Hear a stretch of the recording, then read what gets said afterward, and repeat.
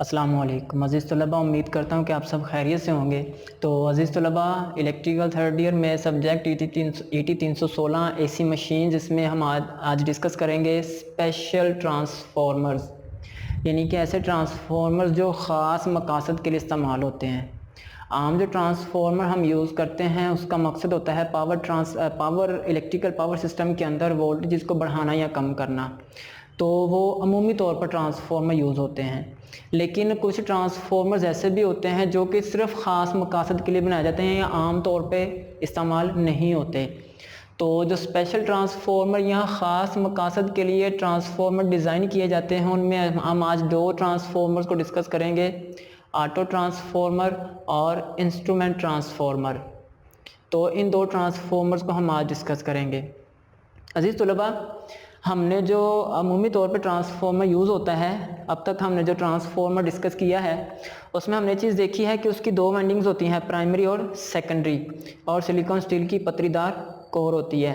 यानी कि अब तक हमने जो ट्रांसफार्मर डिस्कस किया है उसमें वाइंडिंग के दो सेट्स होते हैं, एक प्राइमरी और एक सेकेंडरी। लेकिन ये जो ऑटो ट्रांसफार्मर होता है, ये ऐसा ट्रांसफार्मर होता है जिसमें सिर्फ एक वाइंडिंग होती है। ऑटो ट्रांसफार्मर में सिर्फ एक वाइंडिंग होती है, ये एक ही वाइंडिंग होती है जो कि सिलिकॉन स्टील की पतरीदार कोर पर लिपटी होती है। आमतौर पे जो ट्रांसफार्मर यूज़ होता है उसमें एक प्राइमरी वाइंडिंग होती है, एक सेकेंडरी वाइंडिंग होती है, जबकि ऑटो ट्रांसफार्मर ऐसा ट्रांसफार्मर होता है जिसमें सिर्फ वाइंडिंग का एक ही सेट मौजूद होता है। ये एक ही वाइंडिंग जो होती है, यही वाइंडिंग बतौर प्राइमरी और इसी वाइंडिंग का कुछ हिस्सा बतौर सेकेंडरी, या यूँ कह लें कि एक ही वाइंडिंग पर मुश्तमिल होता है ये ट्रांसफार्मर। उस वाइंडिंग का पूरा हिस्सा, वो मुकम्मल तौर पे जो वाइंडिंग होती है वो एक साइड के तौर पे यूज़ होती है, प्राइमरी या सेकेंडरी, और उस वाइंडिंग का कुछ हिस्सा दूसरी साइड के तौर पर प्राइमरी या सेकेंडरी के तौर पर यूज़ होता है। तो ऑटो ट्रांसफार्मर जो होता है ये सिंगल वाइंडिंग पर मुश्तमिल होता है, वो सिंगल वाइंडिंग ही बतौर प्राइमरी वाइंडिंग और बतौर सेकेंडरी वाइंडिंग काम करती है। ये पहला डिफरेंस है अमूमी ट्रांसफार्मर में और ऑटो ट्रांसफार्मर में। क्या फ़र्क है कि आम तौर पे जो ट्रांसफार्मर होता है उसकी दो वाइंडिंग्स होती हैं, प्राइमरी अलहदा होती है, सेकेंडरी अलहदा होती है, दोनों का आपस में फिजिकली कोई राब्ता नहीं होता, यानी कि ये मुकम्मल तौर पे आपस में आइसोलेट होती हैं वाइंडिंग्स। जबकि ऑटो ट्रांसफार्मर में सिर्फ एक वाइंडिंग का सेट होता है, वही वाइंडिंग प्राइमरी के तौर पर भी यूज़ होती है और उसी वाइंडिंग को सेकेंडरी के तौर पर भी यूज़ किया जाता है। इसके बाद दूसरा फ़र्क क्या है आम ट्रांसफार्मर और ऑटो ट्रांसफार्मर में। अजीज़ तलबा, हमने पढ़ा है कि आम ट्रांसफार्मर जो होता है ये म्यूचुअल इंडक्शन के उसूल पर काम करता है, बाहमी अमालियत। तो अजीज़ तलबा, म्यूचुअल इंडक्शन क्या होता है, आपने पढ़ा है कि जब किसी एक कॉइल को सप्लाई से जोड़ा जाता है, इसी सप्लाई से जोड़ा जाता है, तो उसके साथ पड़ी दूसरी कॉइल में भी EMF इंड्यूस हो जाती है। इसे हम कहते हैं म्यूचुअल इंडक्शन, बाहमी अमालियत। तो आमतौर पर जो ट्रांसफार्मर यूज़ होता है वो इस उसूल के तहत काम करता है, जबकि जो ऑटो ट्रांसफार्मर होता है ये सेल्फ इंडक्शन पे काम करता है। सेल्फ इंडक्शन, सेल्फ इंडक्शन क्या होती है कि जब एक कॉइल को सप्लाई फ्राहम की जाती है तो उसके कॉइल के गिर्द तब्दील होने वाला फ्लक्स पैदा होता है। वो फ्लक्स वापस जब उसी कॉइल से टकराता है तो उस कॉइल में EMF पैदा होती है। जैसे कि देखें, ये आपके पास फर्ज करें एक कॉइल है, इसको जब आप AC सप्लाई से जोड़ेंगे तो इस कॉइल के गिर्द तब्दील होने वाला फ्लक्स पैदा होगा। वो फ्लक्स वापस जब इसी कॉइल से टकराएगा तो इस कॉइल में सेल्फ इंडक्शन की वजह से EMF पैदा होती है, उसे कहते हैं सेल्फ इंड्यूस्ड EMF। तो आमतौर पे जो ट्रांसफार्मर यूज़ होता है वो म्यूचुअल इंडक्शन के उसूल पे काम करता है, जबकि ऑटो ट्रांसफार्मर सेल्फ इंडक्शन पे काम करता है। तो ये दो बुनियादी फ़र्क हैं अमूमी ट्रांसफार्मर और ऑटो ट्रांसफार्मर में। आमतौर पे जो ट्रांसफार्मर होता है इसमें दो वाइंडिंग्स होती हैं, प्राइमरी अलहदा होती है, सेकेंडरी अलहदा होती है, दोनों का आपस में कोई राब्ता, कोई लिंक नहीं होता। जबकि ऑटो ट्रांसफार्मर में सिर्फ एक वाइंडिंग होती है, वही बतौर प्राइमरी और वही बतौर सेकेंडरी वाइंडिंग यूज़ होती है। दूसरा फ़र्क यह है कि आमतौर पर जो ट्रांसफार्मर यूज़ होता है वो म्यूचुअल इंडक्शन, बाहमी अमालियत के उसूल पर काम करता है, जबकि ऑटो ट्रांसफार्मर सेल्फ इंडक्शन के उसूल पर काम करता है। तो इससे अगली बात अजीज़ तलबा, जिस तरह आम ट्रांसफार्मर स्टेप अप या स्टेप डाउन होते हैं, उसी तरह ऑटो ट्रांसफार्मर भी स्टेप अप या स्टेप डाउन होते हैं। जैसे कि देखें, ये ऑटो ट्रांसफार्मर है, ये उसकी सिंगल वाइंडिंग है। हमने क्या किया, उसकी मुकम्मल वाइंडिंग को, ये जो पूरी वाइंडिंग है, वाइंडिंग का पूरा जो सेट है, इसको हमने प्राइमरी वाइंडिंग के तौर पर यूज़ किया है, यानी कि इस पूरी वाइंडिंग को हमने सप्लाई से जोड़ा है और इस वाइंडिंग के कुछ हिस्से को हमने बतौर सेकेंडरी वाइंडिंग यूज़ किया है। तो अगर ऑटो ट्रांसफॉर्मर की पूरी वाइंडिंग को प्राइमरी वाइंडिंग के तौर पे यूज़ करें और उसके कुछ हिस्से को सेकेंडरी वाइंडिंग के तौर पे यूज़ करें तो ये बन जाता है स्टेप डाउन ऑटो ट्रांसफॉर्मर, क्योंकि इसमें जो सेकेंडरी वाइंडिंग होती है उसमें टर्न्स की तादाद कम होती है तो सेकेंडरी पे वोल्टेज कम मिलते हैं, जबकि प्राइमरी पे वाइंडिंग की टर्न्स की तादाद ज़्यादा होती है तो प्राइमरी पे ज़्यादा वोल्टेज होते हैं, तो ये हो जाता है स्टेप डाउन ट्रांसफॉर्मर।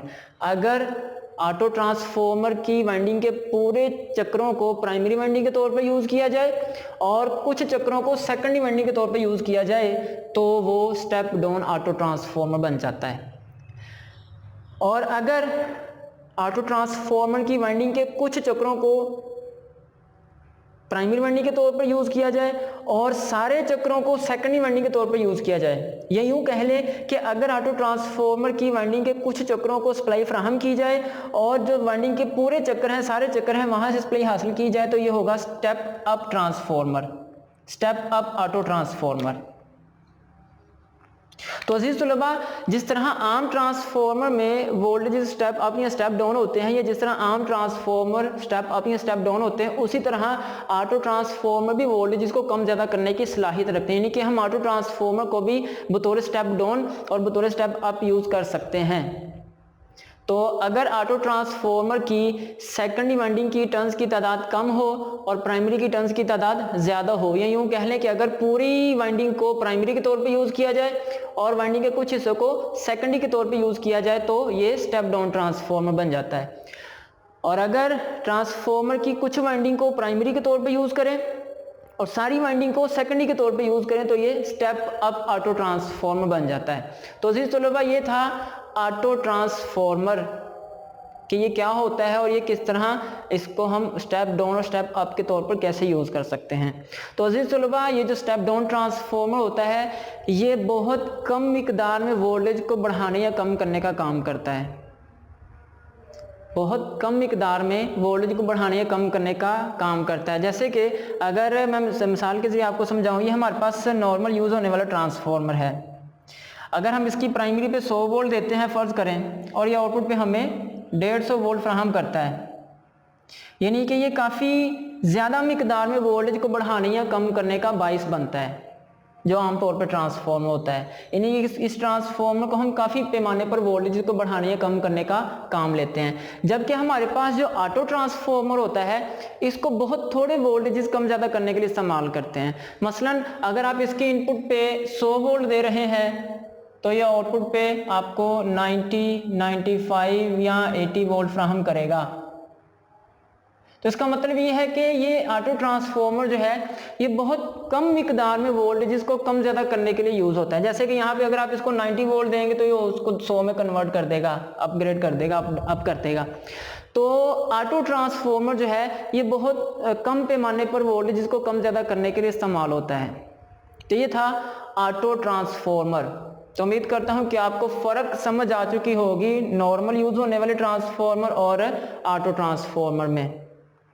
3 बातों का ख्याल करना है आपने, दोनों ट्रांसफॉर्मर के फ़र्क को जब आपने समझना है 3 बातों का ख्याल करना है। पहले नंबर पर जो हमारे पास आम ट्रांसफॉर्मर होता है उसमें 2 वाइंडिंग्स होती हैं, ऑटो ट्रांसफॉर्मर में 1 वाइंडिंग होती है। दूसरे नंबर पर जो आमतौर पर ट्रांसफॉर्मर यूज़ होता है वो म्यूचुअल इंडक्शन पे काम करता है, जबकि ऑटो ट्रांसफॉर्मर सेल्फ इंडक्शन पे काम करता है। तीसरी बात, आमतौर पर जो ट्रांसफॉर्मर यूज़ होता है वो बड़े पैमाने पर वोल्टेज को स्टेप अप या स्टेप डाउन करने के लिए यूज़ होता है, जबकि ऑटो ट्रांसफॉर्मर थोड़े पैमाने पर वोल्टेज को कम या ज़्यादा करने के लिए इस्तेमाल किया जाता है। ये था ऑटो ट्रांसफॉर्मर। दूसरे नंबर पर है इंस्ट्रूमेंट ट्रांसफॉर्मर। अजीज तलबा, इंस्ट्रूमेंट इलेक्ट्रिकल टेक्नोलॉजी के अंदर जो इंस्ट्रूमेंट होते हैं ये ऐसे आलात होते हैं जिनकी मदद से इलेक्ट्रिकल की मुख्तलिफ वैल्यूज़ को मैयर किया जाता है, यानी कि मुख्तलिफ बरकी मिकदारों को मापा जाता है। बरकी मिकदारें कौन सी? Current, voltage, frequency, power, resistance. ये जो बरकी मिकदारें हैं इनको मापने के लिए जो आलात इस्तेमाल होते हैं उनको हम इंस्ट्रूमेंट, इलेक्ट्रिकल इंस्ट्रूमेंट या सिर्फ इंस्ट्रूमेंट कहते हैं। तो अगर बात करें इंस्ट्रूमेंट ट्रांसफॉर्मर की तो अजीज तलबा ये इंस्ट्रूमेंट ट्रांसफार्मर ऐसे ट्रांसफार्मर्स होते हैं जो कि बरकी आलात के साथ इस्तेमाल किए, बरकी आलात ऐसे डिवाइसेस जो कि बरकी मिकदारों की पैमाइश करते हैं। ऐसे ट्रांसफार्मर्स जो इंस्ट्रूमेंट्स के साथ यूज़ किए जाते हैं उनको हम इंस्ट्रूमेंट ट्रांसफार्मर कहते हैं। अब ये जो ट्रांसफार्मर होते हैं इंस्ट्रूमेंट ट्रांसफार्मर, इनका बुनियादी काम होता है इंस्ट्रूमेंट्स की रेंज को बढ़ाना, यानी कि इंस्ट्रूमेंट की जो पैमाइश करने की रेंज है, पैमाइश करने की जो सलाहियत है, उस सलाहियत को बढ़ाने के लिए ये इंस्ट्रूमेंट ट्रांसफार्मर यूज़ होते हैं। मिसाल के तौर पर एम्पेयर मीटर है, एक एम्पेयर मीटर है वो 100 एम्पेयर तक पैमाइश कर सकता है करंट की, लेकिन अगर हम उसी एम्पेयर मीटर की रेंज को बढ़ाना चाहते हैं कि वो 100 की बजाय ज़्यादा करंट की पैमाइश कर सके, तो उसके साथ हम इंस्ट्रूमेंट ट्रांसफार्मर यूज़ करते हैं। तो पैमाइशी आलात की पैमाइश करने की सलाहियत को बढ़ाने के लिए हम इंस्ट्रूमेंट ट्रांसफार्मर यूज़ करते हैं। इंस्ट्रूमेंट ट्रांसफार्मर ये करंट या वोल्टेज को कम करके पैमाइशी आलात को फराहम करते हैं ताकि पैमाइशी आलात ज़्यादा रेंज तक पैमाइश कर सकें। तो अजीज़ तलबा इंस्ट्रूमेंट ट्रांसफार्मर में सबसे ज़्यादा जो दो ट्रांसफार्मर यूज़ होते हैं, एक है सीटी करंट ट्रांसफार्मर, एक है PT potential transformer. Current transformer और पोटेंशियल ट्रांसफार्मर ये दो तरह के instrument transformers electrical power system के अंदर यूज़ किए जाते हैं। जो हमारे पास करंट ट्रांसफार्मर होता है ये एम्पियर मीटर की रेंज को बढ़ाता है। करंट का यूनिट है एम्पियर, तो करंट की पैमाइश की जाती है एम्पियर मीटर से। तो एम्पियर मीटर की रेंज बढ़ाने के लिए करंट ट्रांसफार्मर यूज़ किया जाता है। और पोटेंशियल या वोल्टेज, ये इसकी पोटेंशियल की जो पैमाइश होती है ये वोल्ट में की जाती है, वोल्ट मीटर से की जाती है। तो पोटेंशियल ट्रांसफार्मर ये वोल्ट मीटर की रेंज को बढ़ाता है, ये एम्पियर मीटर की रेंज को बढ़ाता है, ये वोल्ट मीटर की रेंज को बढ़ाता है। तो देखते हैं कि करंट ट्रांसफार्मर की बनावट कैसी होती है और इसको सर्किट में कैसे कनेक्ट किया जाता है, और पोटेंशियल ट्रांसफार्मर कैसा होता है उसको सर्किट में कैसे लगाया जाता है। अजीज तलबा फर्ज करें कि ये आपके पास सप्लाई की दो तारें आ रही हैं, ये आगे लोड लगा हुआ है, लोड को सप्लाई जा रही है। अब अगर आपने लोड को जाने वाले करंट की पैमाइश करनी है तो फिर करंट ट्रांसफार्मर कैसे सर्किट में लगाएंगे इसको डिस्कस करते हैं। और फिर अगर आपने लोड को जाने वाले जो लोड को मिलने वाले वोल्टेजेस की पैमाइश करनी है, वो पैमाइश करने के लिए आपने पीटी को यानी कि पोटेंशियल ट्रांसफार्मर को किस तरह सर्किट में लगाना है इसको देखते हैं। अजीज तलबा ये जो हमारे पास करंट ट्रांसफार्मर होता है ये आम ट्रांसफार्मर की तरह ही होता है। इसकी जो प्राइमरी वाइंडिंग होती है वो वाइंडिंग के चंद चक्रों पर मुश्तमिल होती है, यानी कि सिंगल टर्न या एक से थोड़े से ज़्यादा चक्रों पर मुश्तमिल होती है, मोटे कंडक्टर के थोड़े चक्रों पर मुश्तमिल होती है। जबकि इसकी जो सेकेंडरी वाइंडिंग होती है ये बारीक कंडक्टर के ज़्यादा चक्रों पर मुश्तमिल होती है, यानी कि इसकी प्राइमरी पे टर्न्स की तादाद कम होती है और सेकेंडरी साइड पे टर्न्स की तादाद ज़्यादा होती है। ये ट्रांसफार्मर आम ट्रांसफार्मर की तरह म्यूचुअल इंडक्शन के तौर पर ही काम करेगा। तो अगर हमने लोड को जान, ये हमारे पास एम्पियर मीटर है जिसने हमें करंट को इंडिकेट करना है कि कितना करंट लोड ले रहा है। तो हम क्या करेंगे, ये लोड को जाने वाली जो सप्लाई है, ये जो इसकी करंट ट्रांसफार्मर की प्राइमरी वाइंडिंग है इसको लोड के सीरीज में जोड़ देंगे। अब लोड को जितनी भी करंट जाएगी वो इस ट्रांसफार्मर की प्राइमरी में से होके जाएगी। तो करंट ट्रांसफार्मर की प्राइमरी वाइंडिंग को लोड के सीरीज में जोड़ दिया जाता है, जबकि इसकी जो सेकेंडरी वाइंडिंग होती है उसके सीरीज में एम्पियर मीटर को जोड़ दिया जाता है। ये इस तरह एम्पियर मीटर, करंट ट्रांसफार्मर और लोड को आपस में इस तरह कनेक्ट किया जाता है। करंट ट्रांसफार्मर की प्राइमरी वाइंडिंग लोड के सीरीज में, जबकि करंट ट्रांसफार्मर की सेकेंडरी वाइंडिंग के सीरीज में एम्पियर मीटर जोड़ दिया जाता है। अब जितनी करंट लोड लेगा वो सारी करंट प्राइमरी वाइंडिंग में से चल के जा रही है, और जब वो प्राइमरी वाइंडिंग में करंट चलेगी तो इसमें फ्लक्स पैदा होगा, फ्लक्स इस वाइंडिंग से टकराएगा तो म्यूचुअल इंडक्शन की वजह से इस कॉइल में ईएमएफ पैदा होगी। उस ईएमएफ की वजह से जो करंट चलेगा वो करंट ये एम्पियर मीटर शो करेगा। तो बुनियादी तौर पर लोड में चलने वाली करंट को ये एम्पियर मीटर शो करेगा, लेकिन हमने करंट ट्रांसफार्मर की मदद से इस एम्पियर मीटर की रेंज को बढ़ा दिया है। तो ये था करंट ट्रांसफार्मर।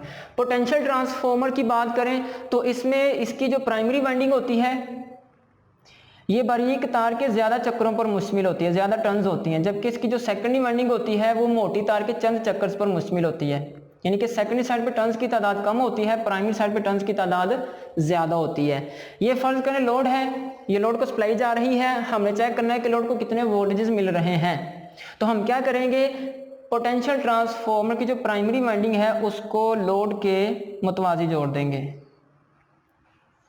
जो सप्लाई लोड को जा रही है उसके मुतवाज़ी हमने इसकी प्राइमरी वाइंडिंग को जोड़ दिया है, जबकि इसकी जो सेकेंडरी वाइंडिंग है उसके अक्रॉस हम वोल्टमीटर को जोड़ देंगे।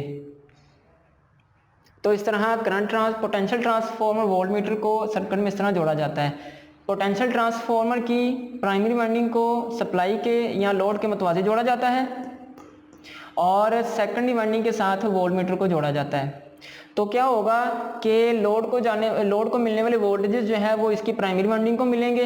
प्राइमरी वाइंडिंग की वजह से म्यूचुअल इंडक्शन की वजह से इसके सेकेंडरी में वोल्टेज इंड्यूस होंगे, तो वो वोल्टेज वोल्टमीटर की मदद से मेजर किए जाते हैं। तो इस तरह पोटेंशियल ट्रांसफार्मर जो है वोल्टेज को कम करके वोल्टमीटर को फराहम करता है, जिससे क्या होता है कि एक कम रेंज वाला वोल्टमीटर ज़्यादा वोल्टेजेस की पैमाइश कर सकता है। यहाँ पर क्या हुआ है, एक कम रेंज वाला एम्पीयर मीटर ज़्यादा करंट की पैमाइश कर सकता है करंट ट्रांसफार्मर की मदद से, जबकि यहाँ पर एक कम रेंज वाला वोल्टमीटर ज़्यादा वोल्टेजेस की पैमाइश कर सकता है पोटेंशियल ट्रांसफार्मर की मदद से। तो अजीज तलबा आपको समझ आ चुकी होगी कि ऑटो ट्रांसफार्मर क्या होता है और इंस्ट्रूमेंट ट्रांसफार्मर क्या होता है, उनकी उसकी कौन कौन सी इकसाम यूज़ होती है, उसको सर्किट में कैसे जोड़ा जाता है। आज के लिए इतना ही, अल्लाह हाफिज़।